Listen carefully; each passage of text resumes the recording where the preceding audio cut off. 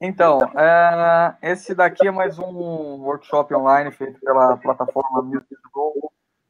E o Mark Zauss, ele é muito conhecido aqui no Brasil. E além de ser um músico da banda da Disney, em Orlando, ele também é artista Shilk, artista de trompete Shilk, e artista Warburton, dos vocais Warburton. Ele tem um modelo dele, dos vocais Warburton, o modelo Mark Zauss. E além disso, ele estava me falando que ele é também psicólogo.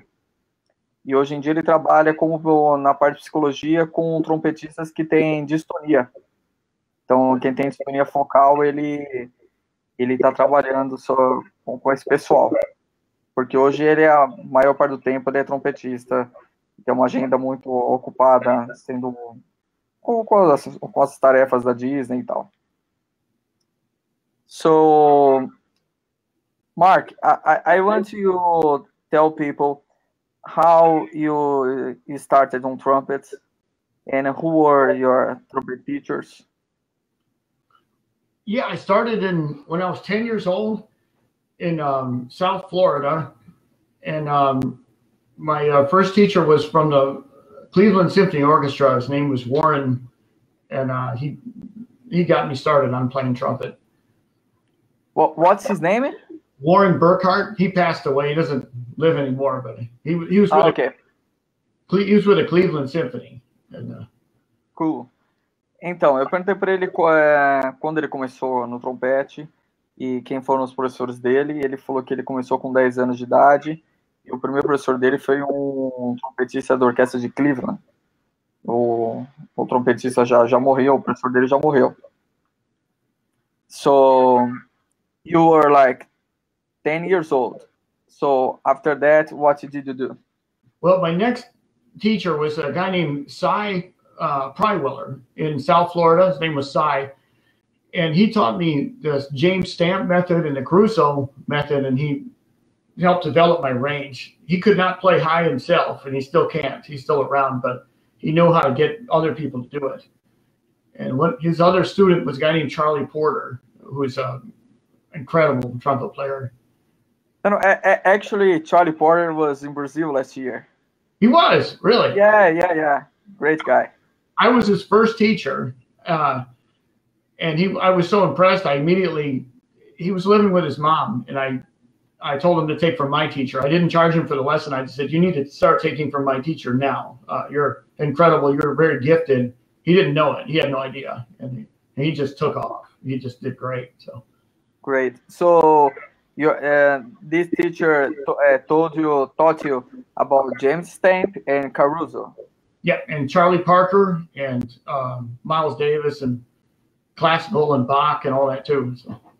Oh, really? Even Miles? Yeah, oh yeah. A lot of Miles, yeah. Ok. Então, depois ele teve aula com outro cara do sul da Flórida que ensinou ele os conceitos do método do James Stamp e do Caruso. Esse cara também foi professor do Charlie Porter, que veio no Brasil no Jazz Trumpet Festival ano passado. Que na verdade o Mark foi o primeiro professor do Charlie Porter. E aí ele falou, ele ficou tão impressionado com ele com o Charlie Porter quando era jovem, que ele falou, você tem que ter aula com o meu professor. So, after that? Well, after that, my brother told me that Maynard Ferguson, I was in junior high, and my brother told me that Maynard Ferguson was a student at my high school and played me a recording of him. So I thought that's how people played in high school. I didn't know. I was kind of naive. So I practiced. He gave me a recording. I was, wow, this guy's in high school and he made a recording. So I'd play along with the recording. And I thought that was normal. And it seemed kind of hard and difficult and high. And this guy really sounded good. But I said, wow, you just really must be good players at the high school here. So I better step it up and practice and try to sound like him. So I did that for about a year. I had no idea he was famous until somebody else told me that. So you attended the same high school than Maynard? No.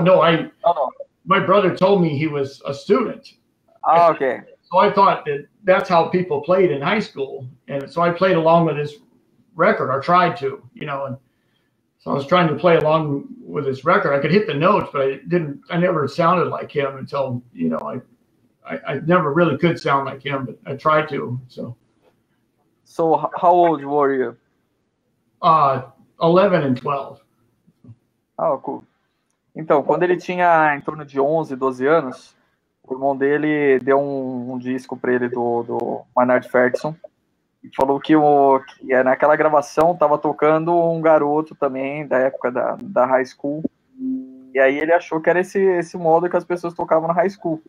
Então ele começou a praticar as músicas e falou que ele era tão inocente na época que ele achava que esse era um modo de tocar na época. So, I have a question.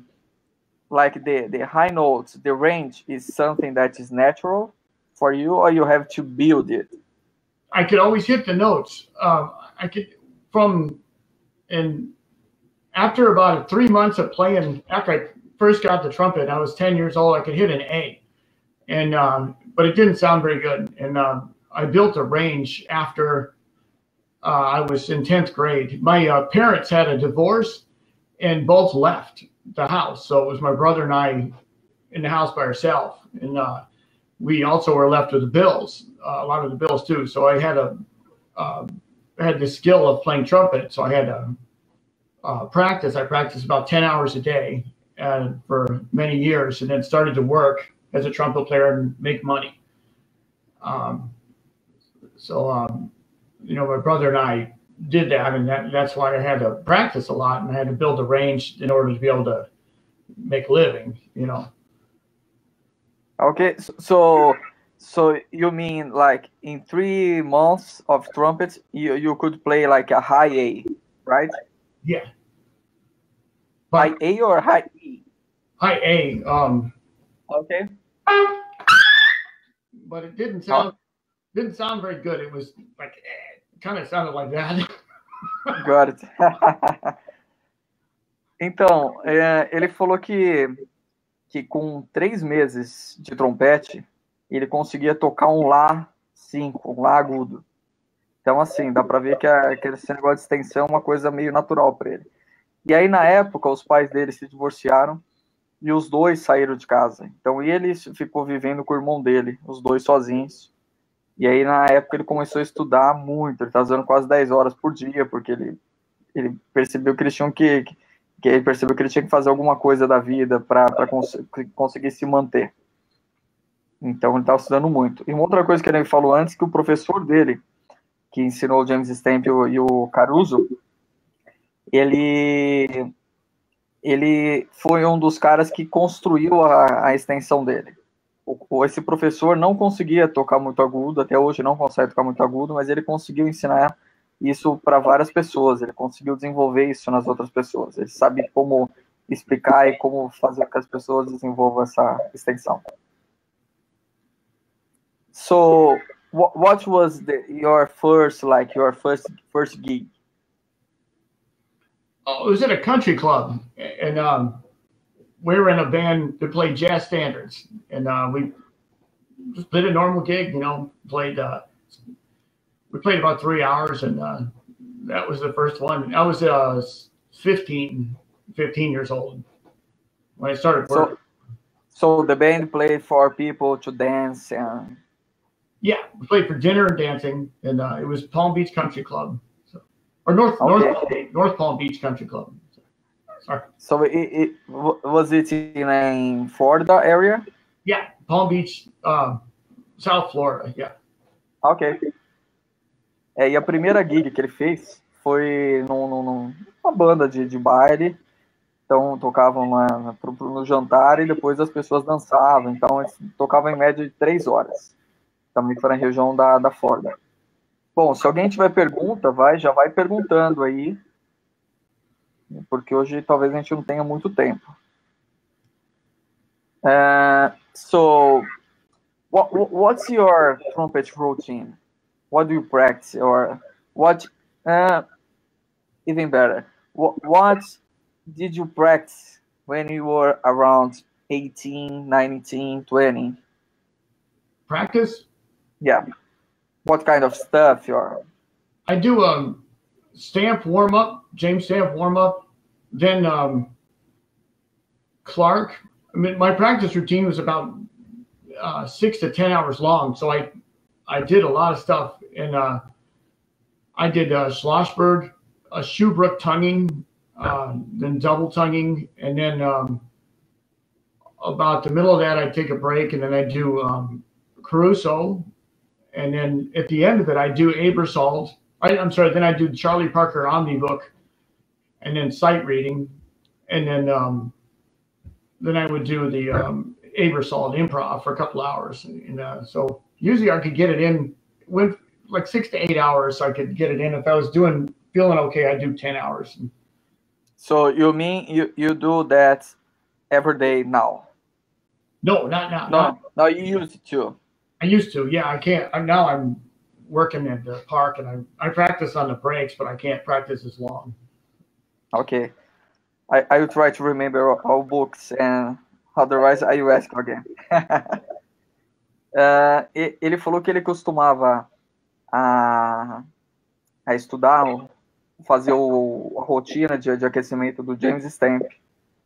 Depois ele fazia Mark Scholesberg. After Mark Scholesberg, I do Harold Mitchell books. Harold. I don't know that book. It's I know. Pep Mitchell. Yeah. Okay. I did all four books. Ok. Ele também fazia os livros do Pep Mitchell. Ele fazia algumas coisas de staccato duplo e triplo do livro do Schuhbrook. Fazia muita coisa do Clark. Aí ele fazia uma pausa e depois disso ele partia para fazer alguns solos do Charlie Parker e algumas coisas do Obersold para improvisação e para linguagem. So we have some questions. Let me see. Somebody asked, do you know anything about super shops? The Jerome Calais? Super chops? Yeah. No, I've heard of it, but I don't know what it is. But... Okay, yeah. Somebody said that your embouchure it's very similar. People ask about it because it is kind of a big thing right now in Brazil. Okay. Do you practice buzzing, mouthpiece buzzing? Yeah, every day. It's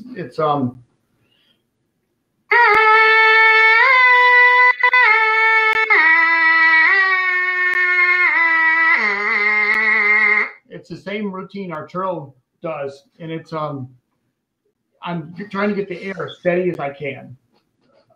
Got it. So do you practice that on mouthpiece and then later on trumpet? Yes. Yeah. Ok. Ele começa o dia dele fazendo um pouco de buzzing no bocal, fazendo James Stamp no bocal e depois ele faz um trompete.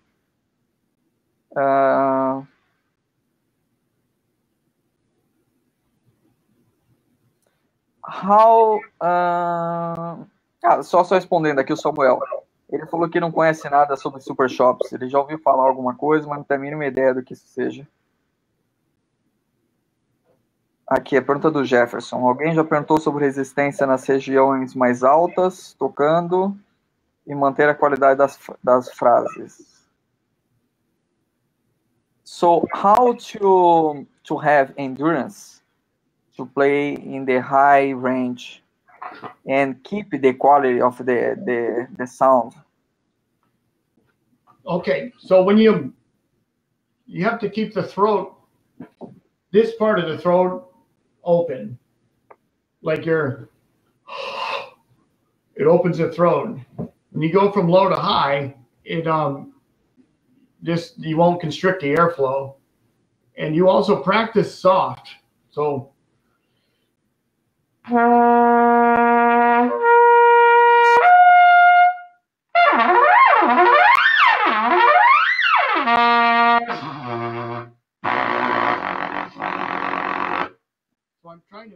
little as I can, and the aperture here is narrow, it's small instead of wide.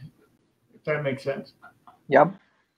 Então, para responder a pergunta do Jefferson, como ele faz para tocar na região mais aguda e manter a resistência e a qualidade das frases. Ele tenta manter a região aqui da garganta, assim, aberta, como se fosse respirar pensando, de repente, em O, né? E outra coisa ele tenta não fazer muita mudança na embocadura ele tenta não mudar, não ter muito movimento em excesso na embocadura, e ele pensa numa abertura bem pequena, nada de abertura grande.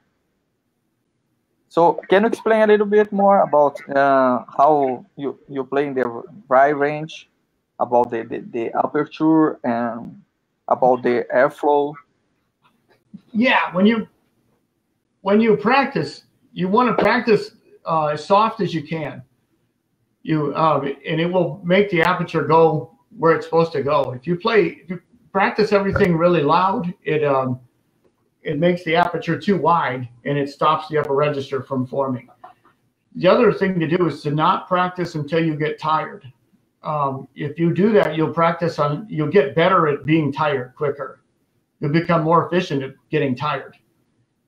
So you rest often. Like, when you do the Arbin exercise, let's say, all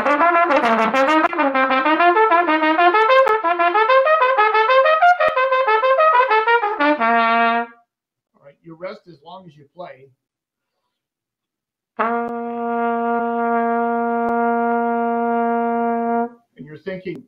you're thinking one steady air note. You're thinking one note with steady air instead of each note separately, and you rest as long as you play. Does that make sense? Okay. Yeah. So I need some help because it was a long sentence. Yeah. First thing is practice softly, and then don't practice until you get tired. Ok.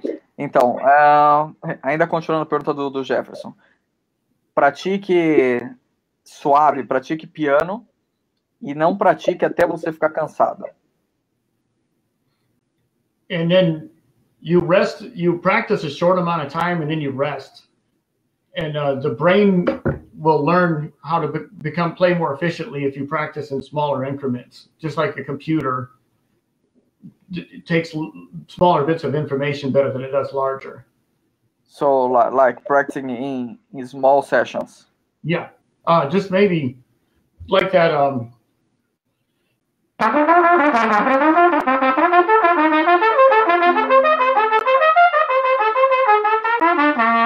Then you rest that same amount of time, and then do the next one, and play all that all the way through. Instead of playing until you get tired. Uma outra coisa é você pratica o exercício e descansa a mesma quantidade de tempo que você praticou, do que levou para fazer o exercício. Aí depois você pratica o próximo, porque isso vai fazer com que o cérebro consiga assimilar as coisas mais rápido e você vai tocar de forma mais eficiente.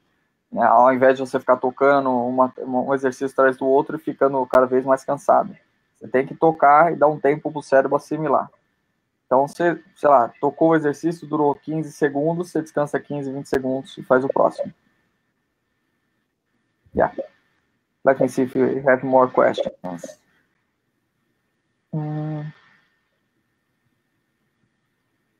Speaking about trumpets, do you prefer NL trumpets or large bore? Extra large bore. Extra large? Yeah, it's a 4/6/8 bore. It's an X4 Schilke. Let's see if I can hold it up. Sorry. Oh, God. X4. Yeah. It's a 4/6/8 bore, and it's a large bell, large bore. It's as big as I can get, as I can find. So. Então, ele prefere, na verdade, nem o meio largo e nem o largo. Ele prefere o extra largo. Ele toca com um trompete Schilke X4 que é mais ou menos um bore 468. Então, um negócio bem largo. Why do you prefer like the extra large?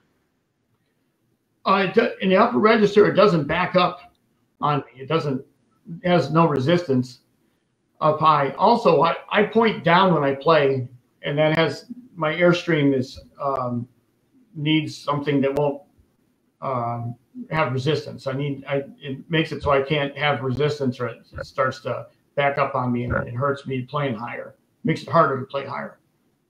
So you mean you blow in this way? Yeah. Right. Cut it down. Some guys play like this. I play down. And okay.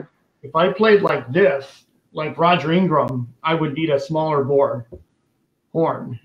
And he sounds terrific, but that's just his mechanics. And John Faddish requires a smaller bore horn because their airstream is straight out, you know. Ok, that's interesting. Então, ele prefere o extra largo porque quando ele vai para a região mais aguda, não tem tanta resistência, é um instrumento mais livre.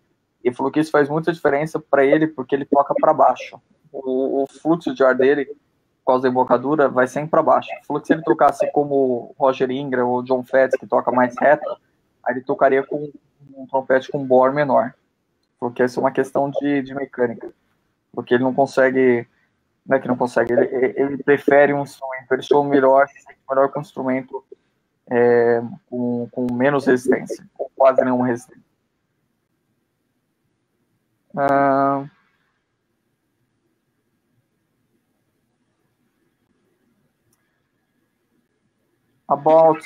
pergunta do Ellis, staccato duplo e triplo, qual técnica ele usa? Do you have a specific technique for double and triple tone? I'm not the greatest double toner and triple toner, but I'll tell you what I know. I would use the Alan Bizzuti book, and I'm trying to get all the ka, you know.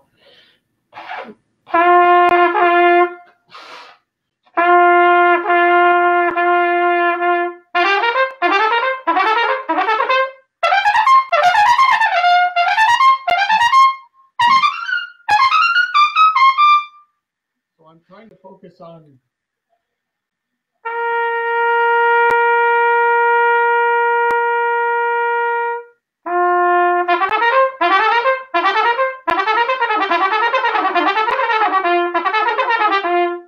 I don't do a lot of that, so I'm not the greatest at that. So okay, so you try to make the K more equal. Yeah. The T, okay. For the last 20 years. Everybody. Então, sobre staccato duplo e triplo, ele falou que ele não é isso não é uma das melhores coisas que ele faz. E falou que nos últimos 20 anos ele vem estudando muito. Uma coisa que ele usa bastante é o livro do Alan Bizzuti. Então, o que ele faz, às vezes, é tocar uma nota só, só articulando com K, e tentando fazer com que esse K soe o mais próximo possível do Tá. Então, essa é a ideia, essa técnica que ele usa, né? Não é uma técnica, ele só está tentando deixar tudo mais igualitário, né? Mais igual. More questions.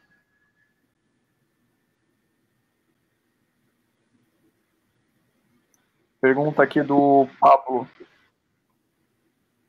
Como funciona a articulação no jazz e como executar em escalas e arpejos e quais melhores escalas para trabalhar no jazz? Okay, it's there are a couple questions inside just one question. Okay, I'll break it out. So, how is the jazz articulation? Jazz exploration? Articulation. Jazz education? No, articulation. Jazz tongue. Yeah. Okay, that would be, I get it from Clifford Brown and Charlie Parker. Okay, so it's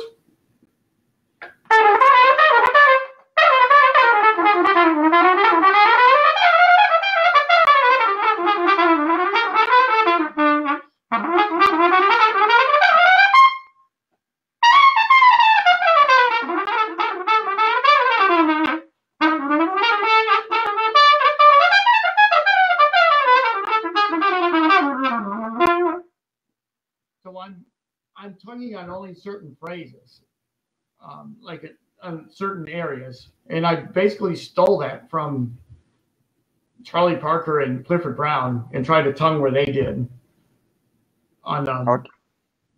Ok. Então, ele tenta copiar principalmente o Charlie Parker e o Clifford Brown, e quando ele toca algo desse tipo que ele tocou, ele tenta...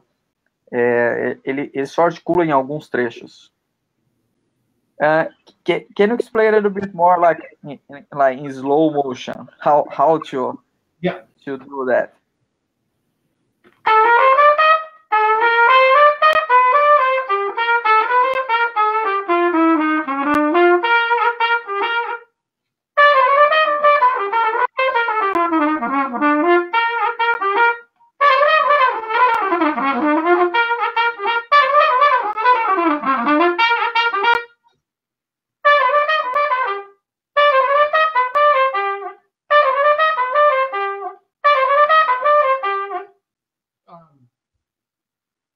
So I'm going to slur as much as I can because it's a little cleaner, and I'm only going to tongue a few notes here and there for inflection, if that makes sense. And it doesn't have to be any specific way. It doesn't have to be exactly the same way that they did it. Just as long as it sounds cool, sounds good in there.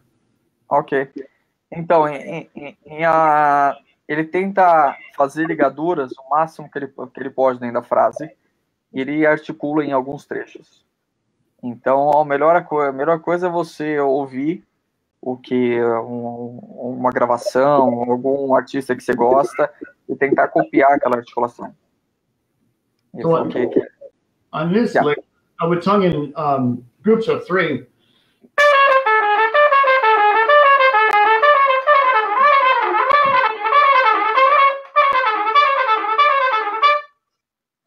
On another lick, it would be a group of 4.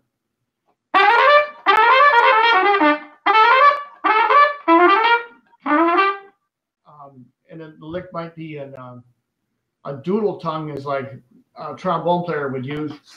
I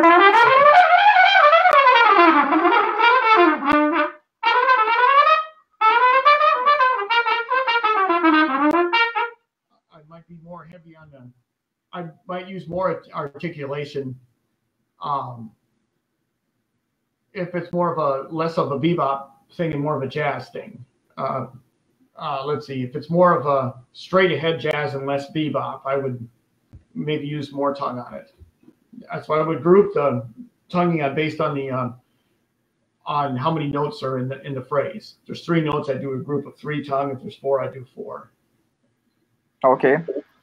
Aí ele falou que se for no estilo do bebop ou do straight jazz, ele vai usar muito mais articulação. Isso vai depender da frase. So, for a beginner player that wants to start practicing jazz articulation, what do you recommend? For example, like if you want to practice that using Clark second study. Oh yeah, okay. So you want to put the metronome on 2 and 4, right? Okay. 4.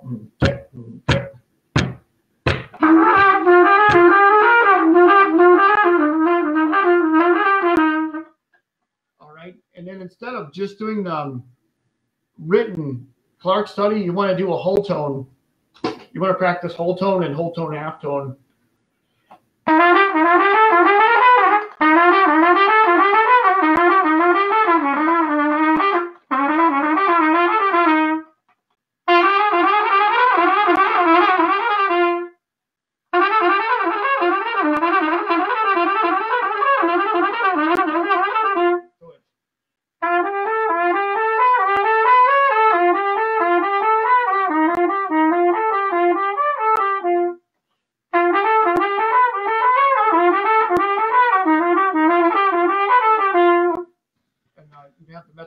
2 and 4 the whole time. I can't tap my hand to it at the same time, but that's what I'm going for. Got it.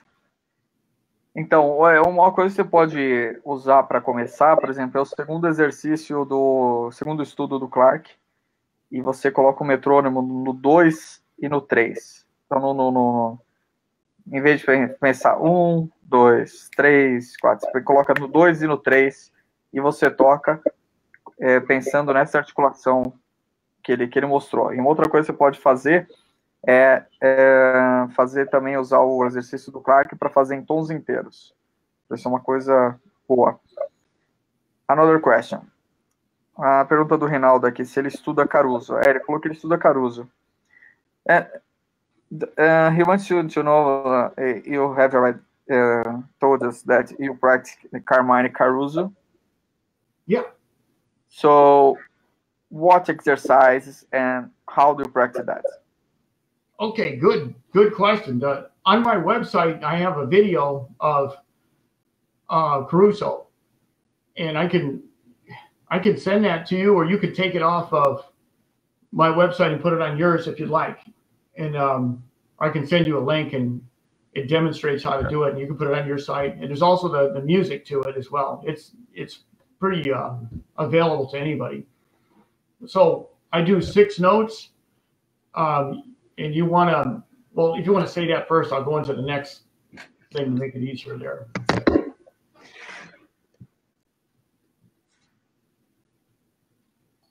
Yep. Can you still hear me?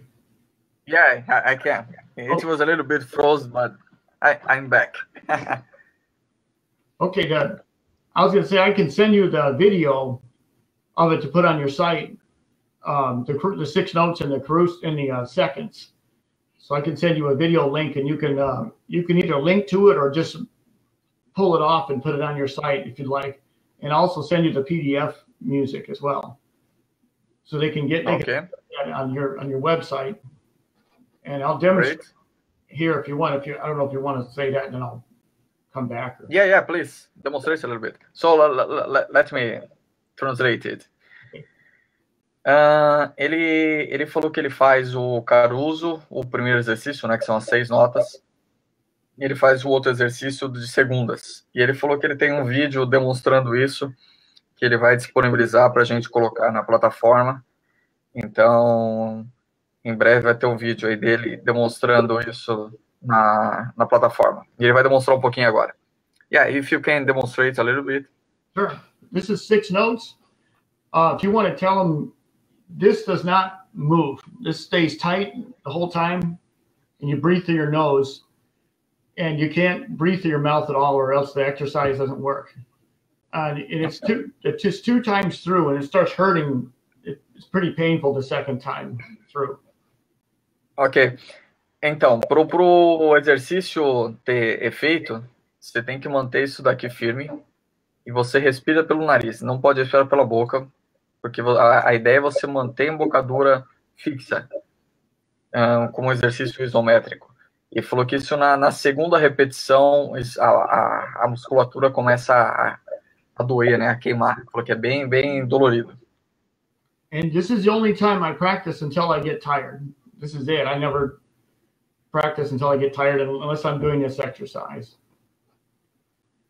Ok, e esse é o exercício que ele pratica até ficar cansado. Foi o único exercício que ele pratica assim. Os outros ele sempre para antes de se sentir cansado. Here's 6 notes.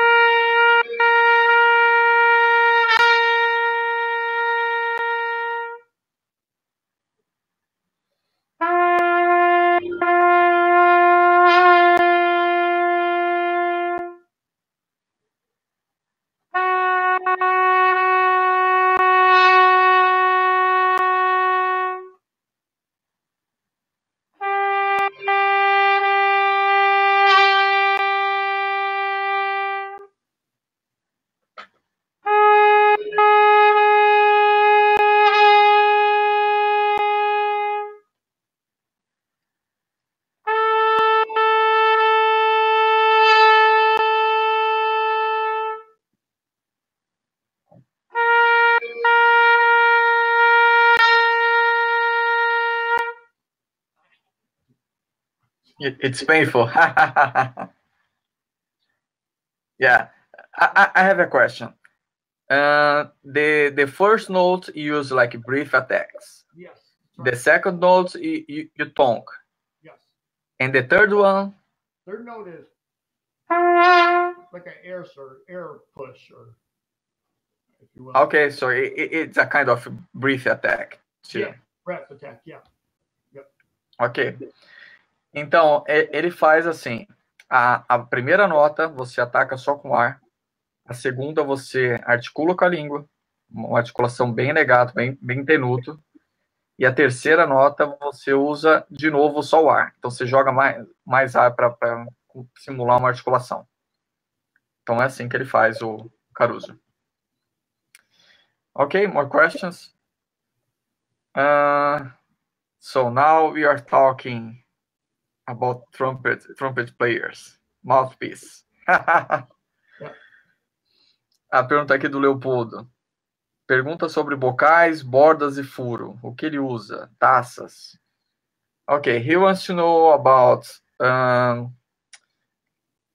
what kind of mouthpiece you use, like the throat, what kind of cup, what ring. Okay, it's this is the mouthpiece I use is going to be too small for most people. So I would recommend a larger one. This is my own model that I made, or that's made for me, and it's different than the other ones. But what it is, it's a Warburton 9 diameter. Ok. O bocal que ele usa é um bocal com diâmetro bem pequeno. Ele falou que esse bocal não funciona para a maioria das pessoas. O bocal foi desenhado para ele. E é um bocal da Warburton com diâmetro 9. What is that similar, like a Bach, for example? Let's see. It's the closest thing would be like a 10.5, a shallow 10.5 cup, but it's smaller than a 10.5 rim. So it'd be like 10.5A or something, I guess. Maybe a 11? Yeah, or if there is such a thing like a 12 or a 13, I don't know if they make them that big. And the cup is like a C. It's not a V. It's like okay. E eu perguntei qual seria a similaridade, né, com o bocal bar. Ele falou que é mais ou menos similar entre um 10,5 a 12 da barra.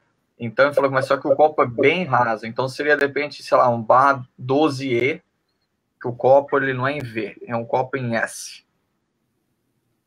Yeah, and I think it's better to try to play on something smaller because it might be. I mean, there's guys that play on 1.5 and 3 Cs. Those are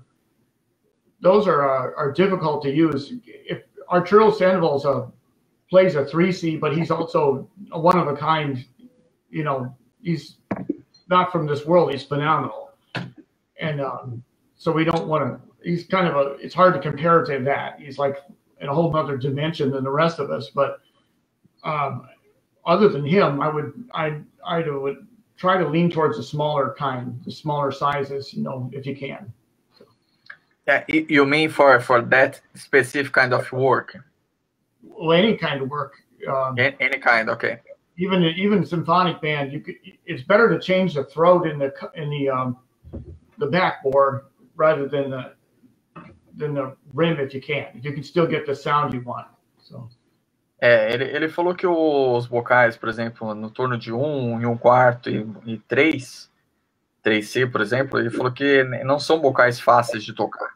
Às vezes, você com um vocal menor, você consegue ter um resultado melhor. E aí eu perguntei se era para um tipo específico de trabalho. Ele falou, não, para qualquer tipo de trabalho, principalmente assim, bandas sinfônicas e tal, orquestras sinfônicas, depende de um vocal um pouco menor. Foi melhor você mudar o furo e o backbore. Você vai ter um resultado melhor. What throat size do you use? 27. 27? Is the standard. Standard, yep. And okay. O bocal dele tem uma garganta standard número 27, né? É a garganta padrão dos bocais. Principalmente os bocais base, assim, é a garganta 27. So, to play in that kind of mouthpiece, like too small and too shallow, do you use less air? No. Good question. That's an excellent question. The aperture is hell, let me get. It's small, so it's efficient. So I'm not doing this. Because if I used to play with a bigger aperture, and you can't go from low to high.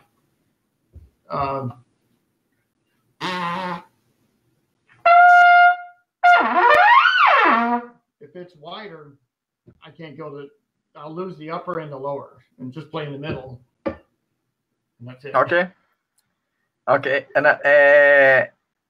Ele falou que ele usa uma abertura menor de lábio, porque quando ele usava uma abertura maior, ele falou que você não consegue ir do grave para o agudo tão fácil, você tem que ter uma mudança muito grande. Então, quando você tem uma abertura menor, você consegue ficar muito mais flexível no instrumento, muito mais fluente no instrumento, assim como ele demonstrou. Another question. Do you use like arch tongue? Yes. Okay. So sorry about that. The compression is right in this little mouth cavity. I can show you something else, but yeah, I'm arching the tongue. So the throat stays wide open, and then the tongue is arched, but it's not as much as you would think. It's very little. There's very little difference between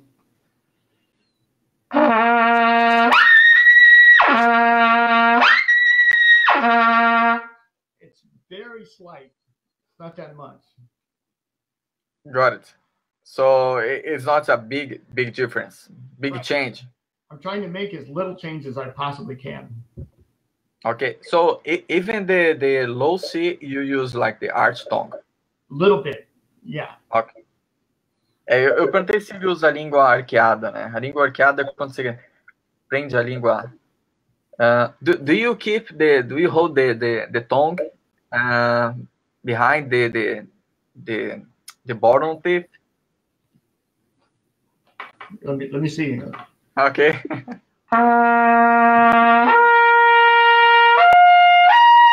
No, it's pretty far back. Ok. Ele usa a língua arqueada, então ele não prende ela no dente de baixo, ele é um pouco mais para trás. Então, desde o Dó grave até o Dó 6 e daí para cima, ele sempre está com a língua arqueada, mas sempre tentando fazer uma pequena mudança, não tendo grandes mudanças de arqueamento da língua. E uma outra coisa que eu perguntei, que tem a ver com o negócio que o Leopoldo perguntou, perguntei se ele usa menos ar para ser mais eficiente. Aí ele respondeu, falou que não é que ele usa menos ar, ele usa uma abertura menor, e com isso você acaba tendo um pouco um fluxo de ar mais focado, né? Mais comprimido. Ok, more questions?